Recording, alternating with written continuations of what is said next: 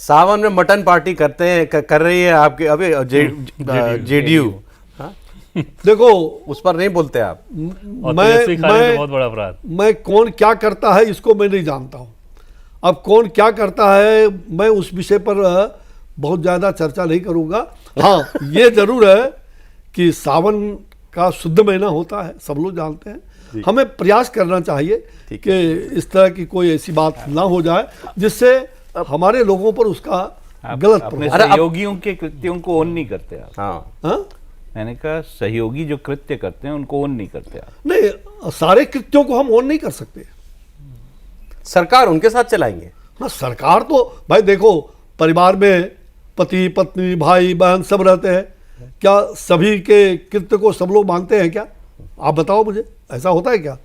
मतभेद होते हैं। गलत या सही तो बोलते हैं ना कि हाँ ये गलत किया तुमने, नहीं ठीक किया तुमने। तो बोलना, जहां मंच पर बोलना है, जहां कमरे में बोलना है, जहां बोलना है वहां बोलते हैं, इसमें कहाँ दो पर। अरे अब देवेंद्र मुझे बता दे, आगे बढ़ते हुए, ये वैसे आप पूछना सीधा आपसे चाहिए था लेकिन आप फिर गोल कर जाएंगे बात को, इसलिए इनसे पूछ रहा हूँ। पहले ये पार्टी से नाराज है या पार्टी इनसे नाराज है? अभी वो पिक्चर बड़ी चली, आपने देखी होगी, पिछले कुछ दिनों पहले ही तो एक बीजेपी की बड़ी बैठक थी वहां पर, और प्रधानमंत्री जी जब गए थे तब की ना? नहीं, राजनाथ जी जब गए थे। हाँ, तो उसमें अच्छा, मंच वाली, कार्य समिति वाली। हाँ, तो आप पहले स्टेज पे गए, फिर आप स्टेज से नीचे आके थोड़ी देर बैठे, फिर आप चले गए और सब मीडिया पूछता रहा, आप नाराज होके जा रहे हैं कि मंच पर जगह नहीं थी बैठने की। एक बार पहले ये फिर राजनाथ जी को मिल गए, फिर बदल इनके साथ क्या था, जैसे बक्सर के ये सांसद थे उसी हिसाब से केंद्रीय मंत्री भी थे।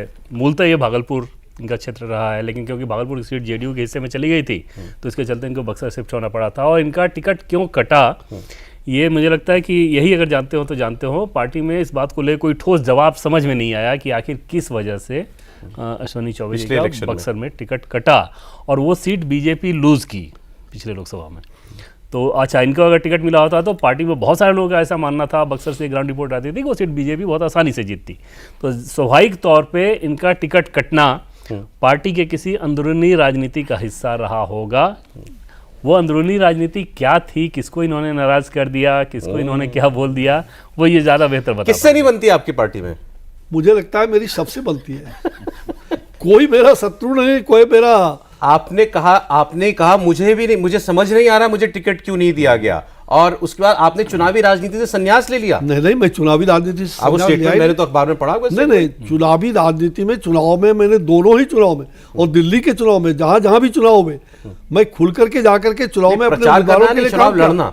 नहीं, चुनाव लड़ना तो जब मैं चुनाव में टिकट नहीं मिला तो मैं लड़ता कैसे? आगे लड़ेंगे नहीं, क्योंकि मैंने सच में पढ़ा कि आपने सही पढ़ा, ये आपने सही पढ़ा है। और मेरी ये मान्यता थी, मेरा कोई आज से नहीं, अचानक नहीं, व्यक्तिगत रूप से मैं नानाजी देशमुख को अपना मानता हूं कि हमारे पार्टी के बड़े नेता रहे और एक मार्गदर्शक रहे।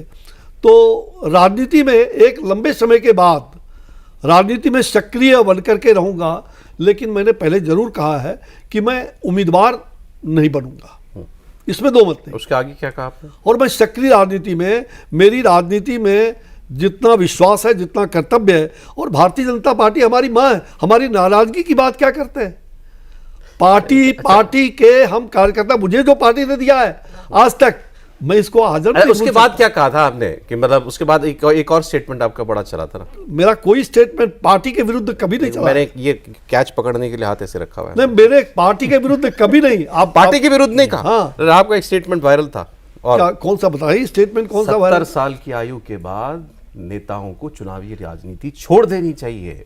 अब इनकी बात सुन ली क्या संघ प्रमुख ने? वो भी यही बात कह रहे हैं।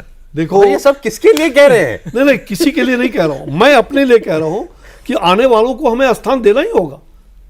जब हम कहते हैं कि भाई परिवार में भी गार्जियन होते हैं ना, मैं तो देखा हूं, अपने पिताजी को देखा हूं, पिताजी एक उम्र में आ गए तो उन्होंने अपने छोटे भाई, जो हमारे सबसे छोटे चाचा जी थे, कहा अब घर द्वार का काम देखो, ज़्यादातर कहाँ है खेत, कहाँ क्या है, जरा जानो समझो, हम लोगों को भी बताते रहते थे।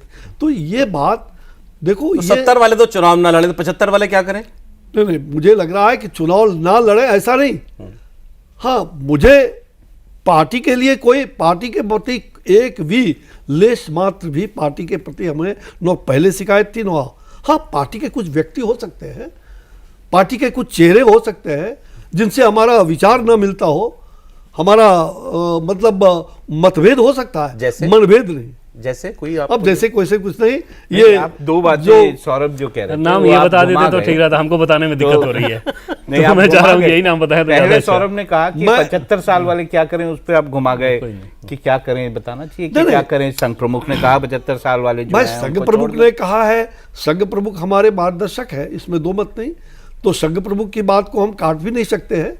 और मेरा व्यक्तिगत ऐसा मत है कि राजनीति में जहाँ तक उम्मीदवारी की बात हो, एक खास उम्र तक लोग उम्मीदवार बने तो अच्छा रहेगा।